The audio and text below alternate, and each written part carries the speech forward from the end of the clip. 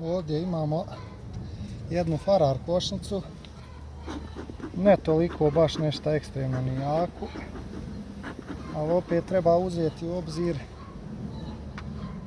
da sam u planinskom kraju i da kod nas sve uvijek kasni. Tek je maslačak, tako da donedavno su bili jači vjetrovi i hladnije vrijeme, svašta nešta. Tako da u suštini ovo nije možda ni loše, vidjet ćemo šta je dole. Sada šta ću da uradim je da procijenim da li treba uraditi proširenje legla, mada mislim da bi to trebalo, da dodam ovaj jedan ram što fali, ali sada ćemo to da vidimo.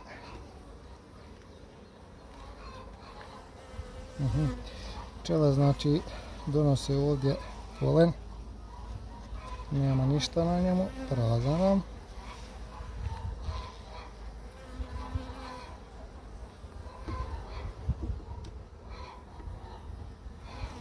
Ovaj ram je malo teži, vidi se da ima na njemu malo meda, nektara. Ovdje vidimo leglo.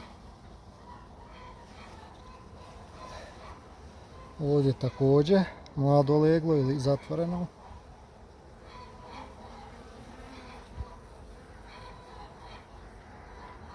Sve u svemu nije ni loše.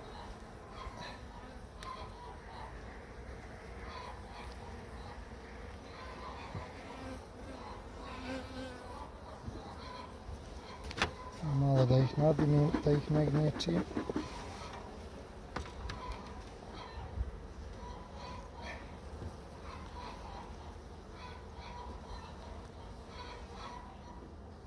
Ovdje također može da se vidi leglo zatvoreno.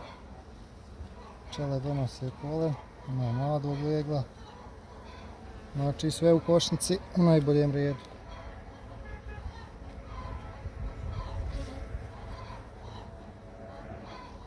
Ovdje vjerovatno ćemo odraditi to da lodište spustimo skroz dole na podnicu.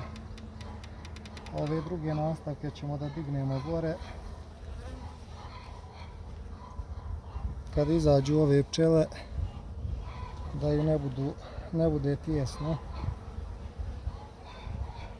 Da, mlado leglo, zaleženo.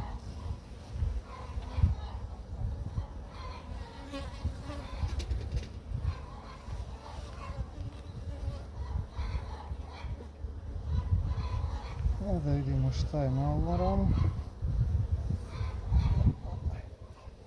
Težak je.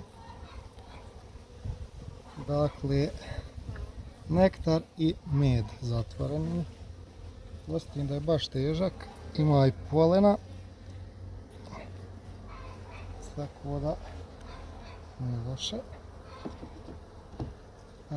Ovdje ću iz donjeg nastavka da dodam jedan ram, prazan ram ovdje, na taj način da postakne maticu malo da krene da zaliže malo bolje. Krenula je i paša, tako da trebala bi ona svakako da zaliže, ali čisto da...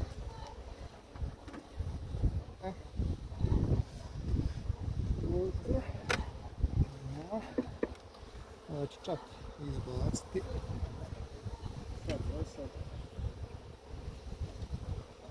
Evo da nađemo jedan fil.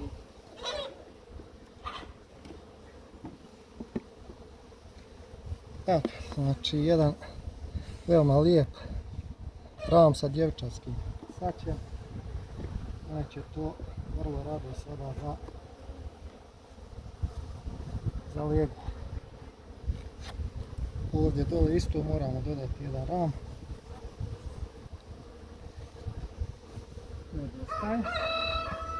Preko zime sam vadio dakle ramove krajnje da se ne bi ubuđali, mada kako kad nekad se desi, nekad ne, ali bolje je spriječiti. Tako da nisam imao problema. Ovdje ćemo prvo da to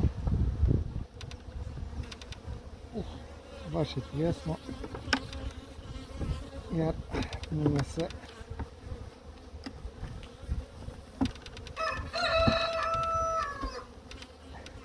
baš je pljesak.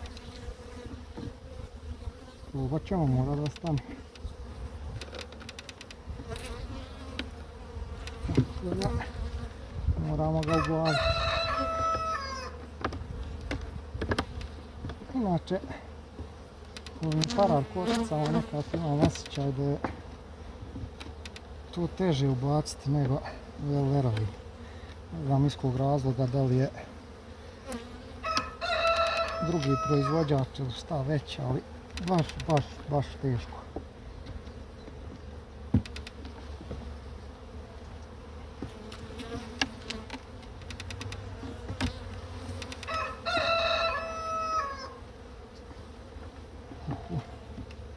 Ova bi me mogla i napatiti. Baš je nezgodno. Da probam sa krajnje strane. Ne znam da li se vama ovo dešava, ali vjerovatno je kod svih slična situacija. Evo ga.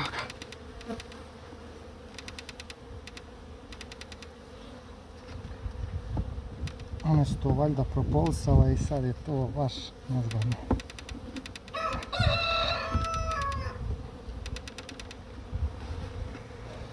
Kao da je ova zadnja strana malo uža, ali naleći će to. Sve će tu da navedne.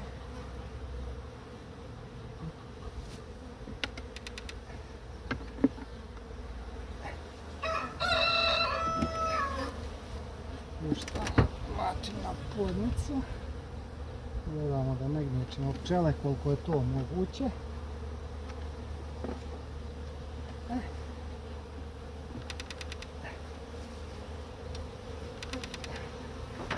Definitivno nastavci, ali nisu baš toliko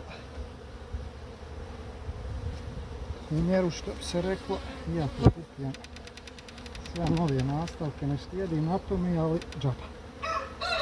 Vidim ja po njemu da on u jedan kraj nikako da nalegne kako treba, ali dobro.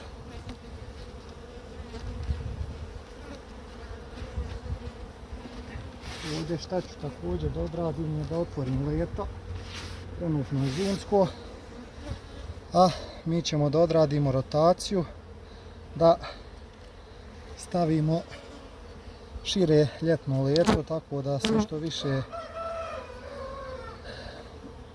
se što više motiviše matica za zalijeganjima, također i da bolji protok pčela i brže će da unose u košnicu.